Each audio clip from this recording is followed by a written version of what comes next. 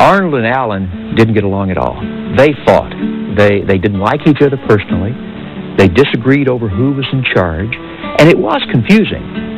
To take Ticonderoga, as it turned out, was a piece of cake. The British defending it hadn't heard about the fighting in Lexington and Concord, so except for one guard, they were all asleep. By the time the alarm was spread, the Americans were inside the fort.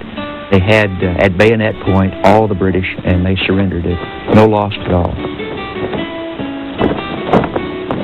The fort was now in American hands, but the transport of the cannon to Boston would require the vision and perseverance of a 280-pound Boston bookseller, Henry Knox. Although he had gained his knowledge of weapons entirely from books, Washington was enough impressed with his mind to make him commander of artillery. I have made 42 exceeding strong sleds and have provided 80 yokes of oxen to draw them. I hope in 16 or 17 days' time to present your excellency a noble train of artillery. Henry Knox to Washington. In a legendary feat, the fat bookseller dragged more than 50 cannon through wintry New England mountains to their destination in Boston. Now Washington had his big guns. Once Washington got his hands on these cannon from Fort Ticonderoga, he was ready to act. And in the dark of the night, he emplaced a substantial number of them on the Dorchester Peninsula. And the British awoke one morning, and they stared up, and here were these guns ready to fire right down their throats. The rebels have done more in one night than my whole army could do in months. General William Howe, upon viewing Dorchester Heights. In mid-March 1776, less than 2 weeks after the guns of Ticonderoga appeared atop Dorchester Heights, the British set sail for Halifax, Nova Scotia, taking 1,000 Boston loyalists with them. And the Americans then celebrated this as a stupendous victory, which it wasn't. It was a completely illusory victory. They didn't kill a single British soldier. They did get Boston back, but the whole British army had gotten away to fight another day, and they did indeed come back and fight another day as a great, great big British army.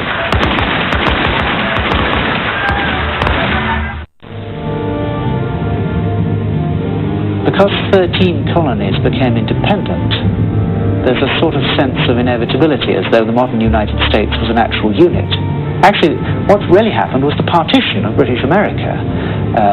The rebels expected that their future state would include not merely the 13 colonies, but also Canada, Newfoundland, Labrador, and the West Indies.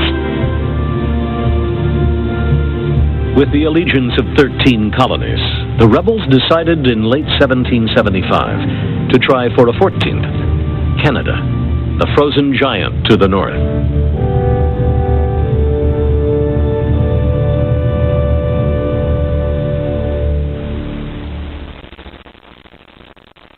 In September of 1775, General George Washington commissioned one of the heroes of Ticonderoga, Benedict Arnold, to travel to Canada through Maine with 1,100 troops and take the fortress city of Quebec.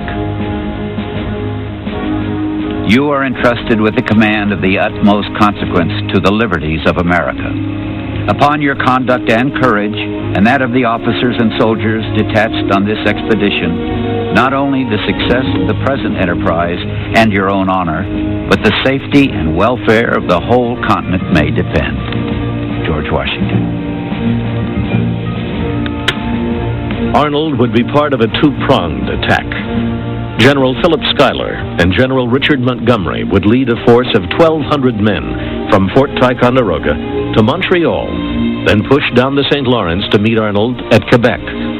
Though Montgomery's approach would prove to be difficult and dangerous, Arnold's march through the Maine wilderness would be epic.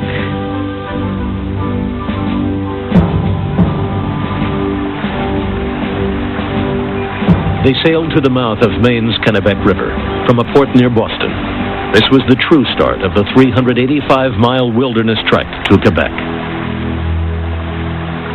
Arnold's march to Quebec is truly one of those great dramas of the Revolution. It has to go down in history as one of the great feats of leadership on one hand, and the overcoming of tremendous obstacles and the willingness to accept great privation and pain, even starvation on the part of the people who went along with him. They pushed up the Kennebec in rough 200-pound bateaus, which had to be portaged around the river's many waterfalls. You would have taken the men for amphibious animals, as they were a great part of the time underwater. Benedict Arnold.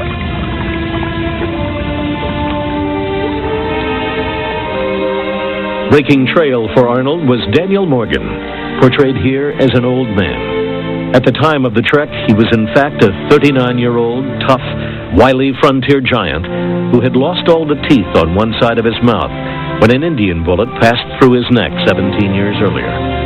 Morgan commanded 3 companies of riflemen for Arnold's expedition.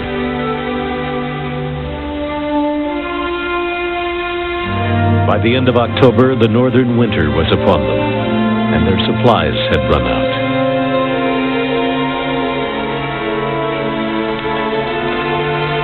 The voracious disposition many of us had now arrived at rendered almost anything admissible. In the company was a poor dog who became a prey for the sustenance of the assassinators. This poor animal was instantly devoured without leaving any vestige of the sacrifice. Nor did the shaving soap, lip salve, leather of their shoes, cartridge boxes, etc., share any better fate. Dr. Isaac Center.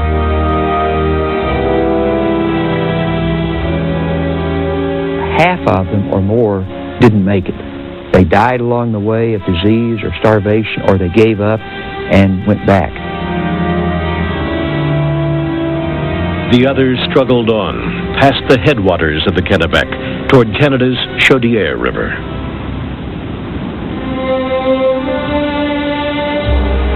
They wade through the mire to the foot of the next steep and gaze up at its summit, contemplating what they must suffer before they reach it.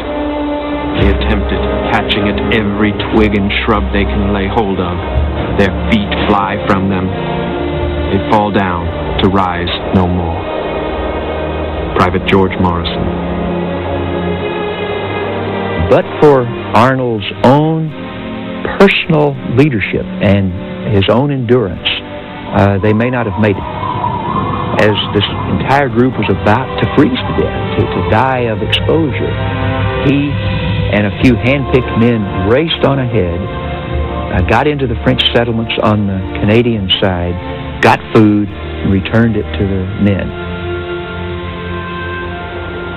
I have been deceived by every account of our route, which is longer and has been attended by 1,000 difficulties I never apprehended. But if crowned with success, I shall think it but trifling. Benedict Arnold. Revitalized by the food, Arnold and his men marched on to the imposing cliffs of Point Levy, across the St. Lawrence River from the city of Quebec.